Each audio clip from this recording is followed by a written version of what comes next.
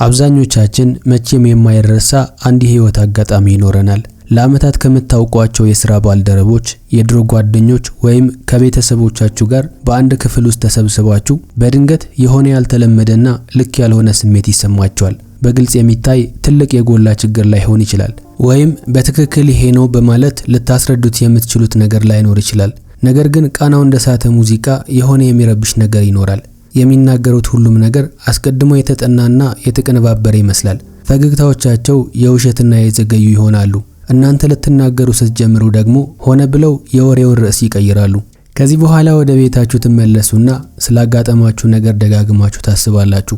እናም በእርግጠኝነት ምንም ያጠፋችሁት ነገር እንደሌለ ትረዳላችሁ።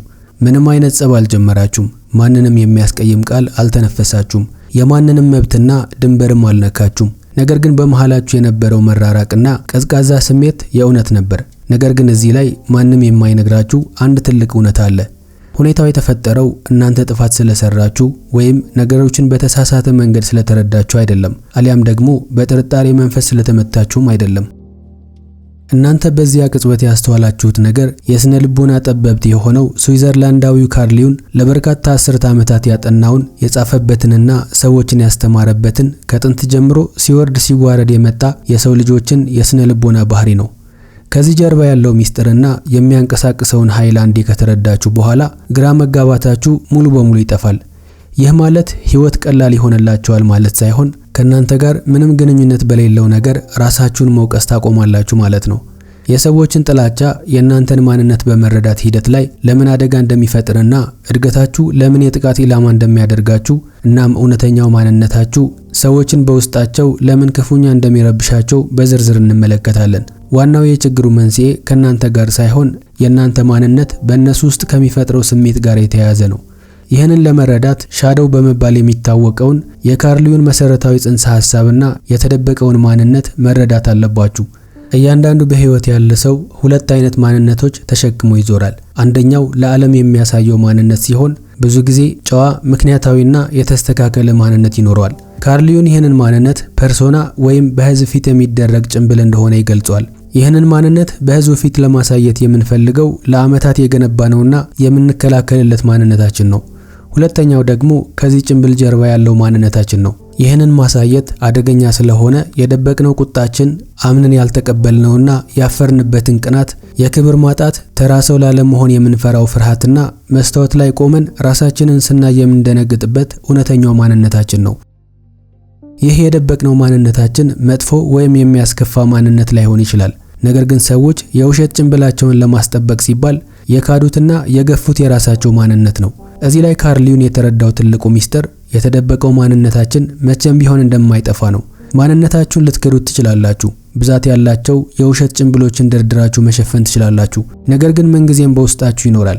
እናንተ በመታሳዩት እውነተኛ ባህሪ ምክንያት የተደበቀውን ማንነታቸው ሲነካባቸው የስነ ልቦና ስርዓታቸው የመከላከል እርምጃ ይወስዳል። የሚወስዱት እርምጃ ደግሞ አብዛኛው ጊዜ ወደ ጥላቻ ይቀየራል።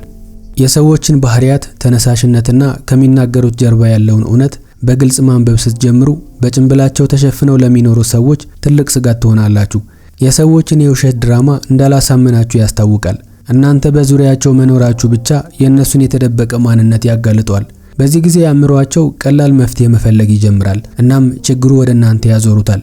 በመጨረሻም ድንገት ትዕቢተኛ፣ ፈራጅ ወይም ከነሱ ጋር ለመሆን የማትመጥኑ እንደሆናችሁ ተደርጋችሁ ትገፋላችሁ። ይህ ስሜት አንዴ በውስጣችሁ ከሰረጸ በኋላ ምንም ያህል ቅንና ታጋሽ ብትሆኑም ምንም ለውጥ አያመጣም።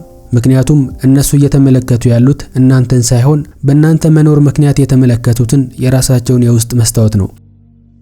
ሳይኮሎጂ እንደሚነግረን ከሆነ ሰዎችን በዝምታ የምታበሳጩባቸው 7 መንገዶች አሉ። በዚህ ቪዲዮ ስለ እነዚህ 7 መንገዶች እነግራችኋለሁ። አንደኛው የደበቁትን የራሳቸው ማንነት መስታወት ሆናችሁ ስታሳዩዋቸው። በህይወታችሁ ላይ ትልቅ ለውጥ እያመጣችሁ ሊሆን ይችላል። ስለ ጤናችሁ፣ ስለ ገንዘብ አያያዛችሁ ወይም ስለ ስሜት ቁጥጥራችሁ የተሻለ ውሳኔ ላይ ደርሳችኋል። ስላመጣችሁት ስኬት ለማንም እየሰበካችሁ አይደለም። ነገር ግን ኑሯችሁ እየተቀየረ ሲመጣ በጓደኞቻችሁ ስላቅና መገለል ይደርስባችኋል። እናም እንደተቀየራችሁና ለሁሉም ነገር እያካበዳችሁ እንደሆነ ይነግሯችኋል። የሚያደርጉት ነገር በሙሉ ሆነ ተብሎ እንዳልተደረገ ለማስመሰል ደግሞ አመቺ ሁኔታዎችን ይፈጥራሉ። እውነታው ግን የእናንተ ዲሲፕሊን የእነሱን ስንፍና፣ የእናንተ ጥንካሬ ደግሞ እነሱ የሚፈጥሩትን ሰበብ ቁልጭ አድርጎ ስለሚያሳያቸውና ይህንን እውነት መሸከም ስለማይችሉ ጥላቻውን ወደ እናንተ ያዞራሉ። ሁለተኛው ተስፋ የቆረጡበትን ህልማቸው ወክላችሁ ስትገኙ።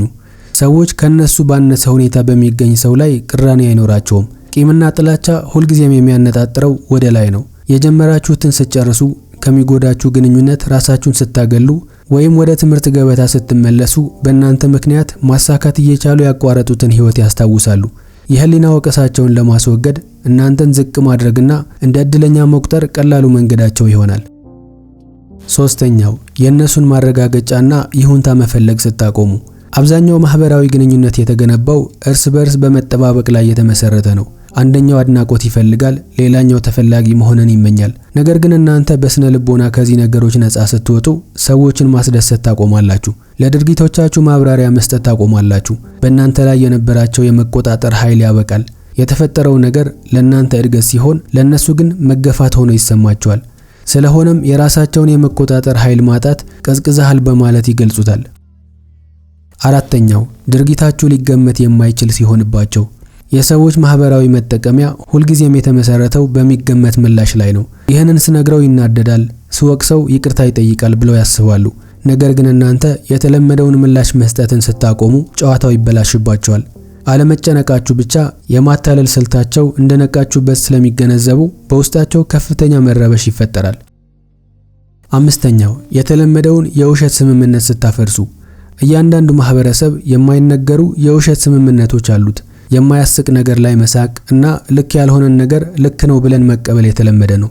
እናንተ ግን በማታምኑበት ነገር ላይ መስማማትን ስታቆሙ በስርዓቱ ላይ ትልቅ አደጋ ትሆናላችሁ።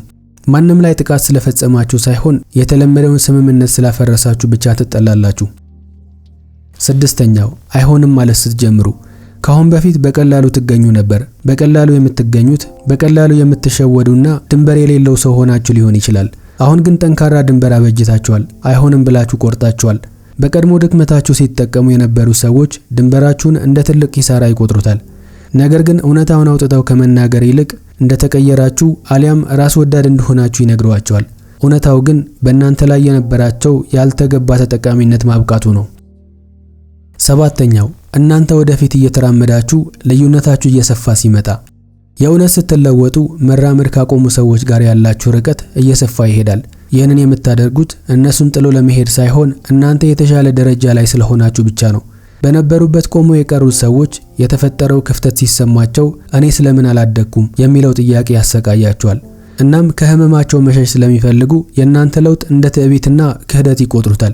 ከዚህ ሁሉ ጀርባ ያለው ትልቁ እውነት የሚገጥማችሁ ጥላቻ የባህሪያችሁ ውጤት ሳይሆን የእናንተ ጥንካሬ በውስጣቸው የፈጠረው የስነ ልቦና ጫና መሆኑ ነው። እናንተ ስህተት ስለሰራችሁ ሳይሆን ትክክለኛውን መንገድ ስለተከተላችሁ የተፈጠረ ክፍተት ነው።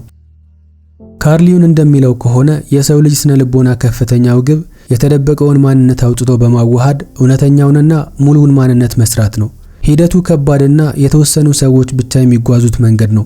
ስለሆነም ጭንብል ለለበሱ ሰዎች ህልውናቸውን የሚፈታተን ከባድ ስጋት ይፈጥራል። ታዲያ ይህንን ስትረዱ ምን ማድረግ አለባችሁ? ሰዎችን ለማስደሰት ብላችሁ ራሳችሁን ዝቅ አታድርጉ። ሁሉም ሰው የሚያቀርብላችሁ ትችት እንደ እውነት አትቀበሉት። ትክክለኛውን ትችት ከስሜታዊ ነጸብራቆች ለይታችሁ ማወቅ አለባችሁ። ከሁሉም በላይ ደግሞ የራሳችሁን የተደበቀ ማንነት መርምሩት። በዚህ ሂደት የተወሰኑ ሰዎችን ከህይወታችሁ ሊወጡ ይችላሉ። ነገር ግን የሚቀሩት ግንኙነቶች እጅግ እውነተኛና ጠንካራ ይሆናሉ። የሰዎችን የውሸት ጭንብል እየተንከባከቡ መኖር ግን እጅግ አድካሚ ነው።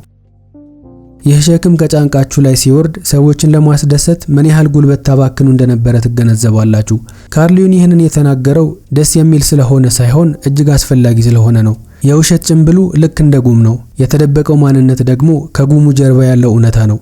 ይህንን ዕውቀት ሳትረዱ ህይወትን መኖር በጉም በተሸፈነና በደበዘዘ መስታወት ውስጥ ዓለምን እንደማየት ነው። ብዙዎቹ የጥላቻና የመገፋት ስሜቶች ከናንተ ጋር ምንም ግንኙነት የላቸውም።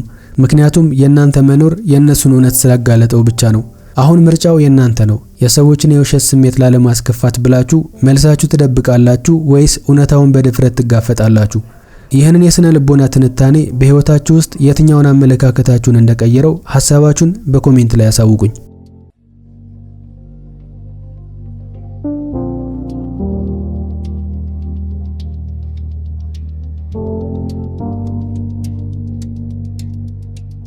ነው።